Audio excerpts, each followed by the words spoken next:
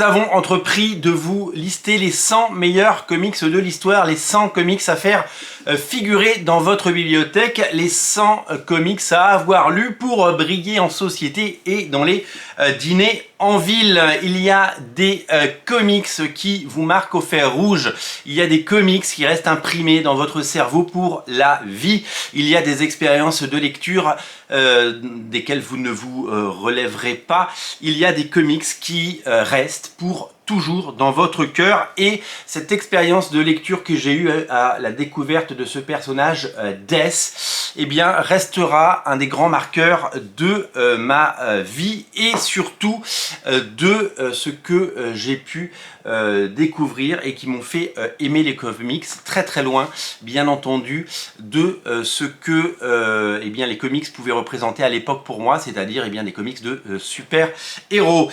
Death de Neil Gaiman est un chef-d'œuvre absolu et c'est un bouquin qui continue de séduire et de fasciner plus de 25 ans après sa première publication. C'est édité en intégrale chez Urban Comics. Vous pouvez reprendre les 2 mini-séries et une multitude de bonus, notamment ses premières apparitions dans la série Sandman, dans une magnifique intégrale que je vous invite à découvrir. Death est née dans les pages de Sandman, c'est la grande sœur de Morpheus, c'est la mort tout simplement, Death, et c'est un personnage qui est apparu donc dans le 8e épisode et qui en 1997 aux États-Unis a eu droit à sa première série, première mini-série, scénarisée par le scénariste de Sandman, Neil Gaiman, et dessinée par un jeune dessinateur à l'époque qui m'a totalement scotché, qu'on découvrira plus tard sur la série Génération X, sur les X-Men, vous le savez, la série de donc Chris Bachalo et de Scott Lobdell. C'est donc Chris Bachalo, ce dessinateur hors pair qui depuis a travaillé sur une multitude de projets, que ce soit Steampunk, que ce soit les X-Men, etc. etc. C'est vraiment un dessinateur qui fait partie de mes dessinateurs favoris et qui continue de me fasciner toutes ces années après. Je ne suis pas le plus grand lecteur de Sandman, je n'ai pas vu la série Netflix, je vous invite à la regarder, a priori elle est de bonne facture. J'ai jamais vraiment réussi à plonger dans l'univers de Sandman, je sais qu'un jour j'y arriverai, je ne perds pas espoir, il faut juste que maintenant devant le sommet de cette œuvre et devant le nombre de pages, j'arrive à trouver le temps et l'énergie et surtout l'envie de m'y plonger parce que je sais que je vais aimer, parce que j'ai aimé et j'ai adoré Death qui vraiment fait partie des comics qui ont marqué ma vie. Death, c'est sorti une première fois, il y a eu de multiples éditions chez un éditeur aujourd'hui disparu, Le Téméraire, 2 mini-séries en 3 numéros, scénarisé par Neil Gaiman, dessiné pour la première par Chris Bachalo avec un ancrage de Mark Buckingham. Pour la seconde, c'est Chris Bachalo qui commence, qui fait le premier numéro, et Mark Buckingham, le dessinateur qui était encreur, qui devient dessinateur pour l'occasion.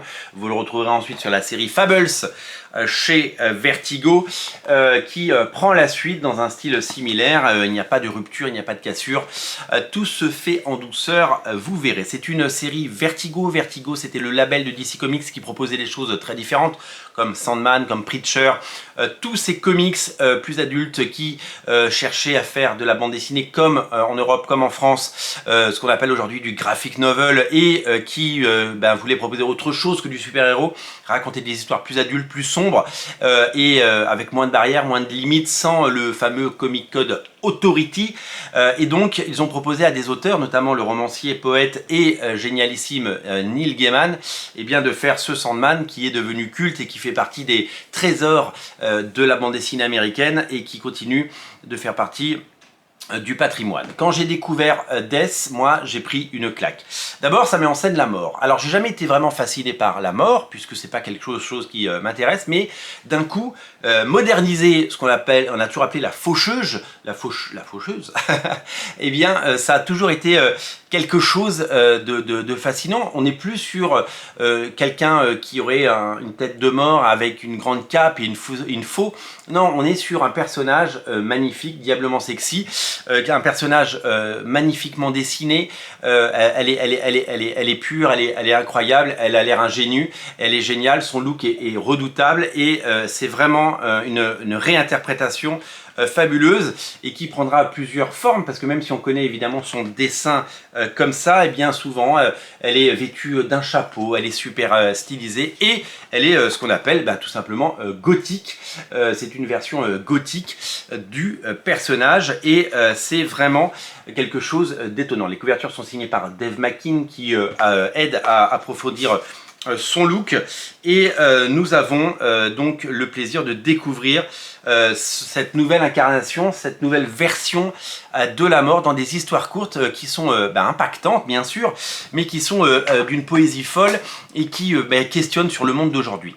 Death, c'est ce personnage qui accompagne les gens de la vie à trépas et une fois par siècle elle descend sur Terre pour voir le monde des humains, pour regarder comment ça se passe, et pour faire une sorte d'update, et pour découvrir, rencontrer, discuter, et puis aider les gens. Et oui, la mort va aider des gens, et c'est ça qui est assez fascinant.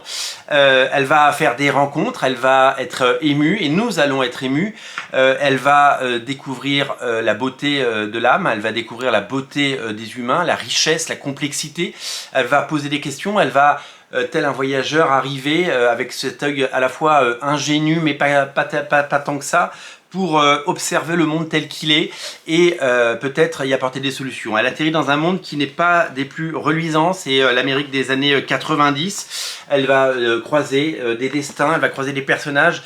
Nous ne sommes pas dans une Amérique glamour, nous ne sommes pas dans une Amérique de magazine de mode, nous sommes dans une Amérique un peu poisseuse, une Amérique des bas-fonds, une Amérique des clubs, un New York un petit peu sale par endroits, un New York qui n'est pas toujours un endroit très reluisant mais qui peut devenir un terrain de jeu magnifique. On est dans une Amérique rongée par parfois le crime, la drogue, par beaucoup de vices et dans ce monde parfois très sombre, Death, étonnamment, va apporter une lumière, va apporter un espoir et va apporter quelque chose de nouveau en aidant ces personnages.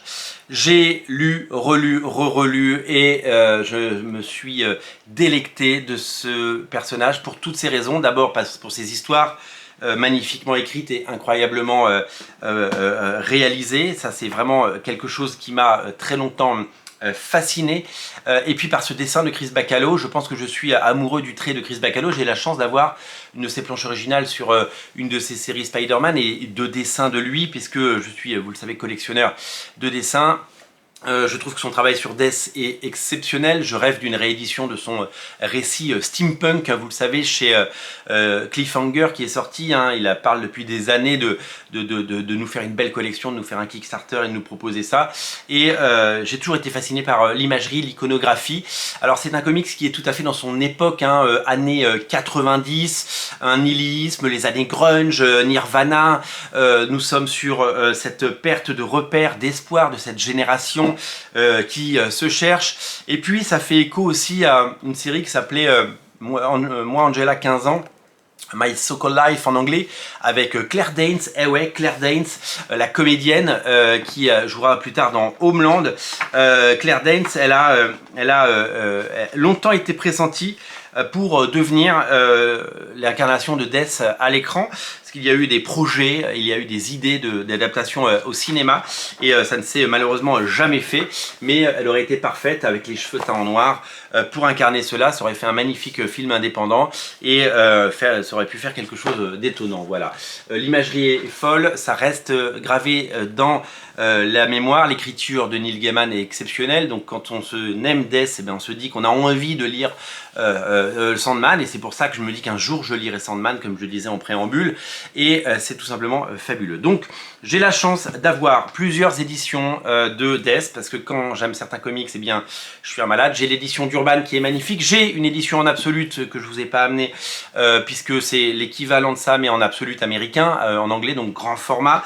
J'ai eu la chance de récupérer l'édition du Téméraire en double format qui eh bien, va dans un petit coffret. J'ai acheté ça sur le Bon Coin il y a pas si longtemps que ça. Et j'ai également eu la chance de pouvoir acheter l'année dernière à Vegas eh bien, la première mini-série. Dans sa première édition, c'est 93, hein, en France c'est 97, pardon, mais tout à l'heure j'ai dit c'est 1993. Voilà, j'ai la première édition de la première mini-série. J'ai les 3 numéros de la première mini-série par Neil Gaiman et Chris Bachalo, et ça fait super plaisir. Vous, pour découvrir Death, je vous invite de le faire à travers, bien sûr, cette intégrale qui est sortie, et ce sera un magnifique point d'entrée pour découvrir eh bien, l'univers de Sandman. Je vous invite à découvrir Death et vraiment vous allez tomber amoureux non pas de la mort mais de cet univers et de la richesse et de la créativité et du récit. Vraiment c'est quelque chose qui a toute sa place dans votre collection. Lisez Death et régalez-vous parce que c'est vraiment quelque chose de tout à fait exceptionnel. Salut!